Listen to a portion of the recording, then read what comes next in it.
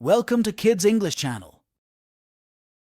Today we watch a story of two children. Can you speak English? Yes, I can speak English. How are you? I am good, thank you. What's your name? My name is Sally. Where are you? I am from America. Where do you live? I live in New York. How old are you? I am 10 years old. When is your birthday? My birthday is on April 12th. Why did you go? I went to the market with my mother, but my was missing.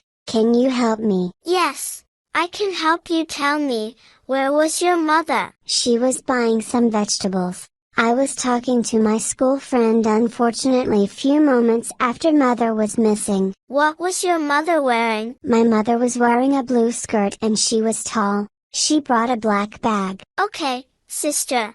Let's search Q&D. Ask someone has saw her. Let's go.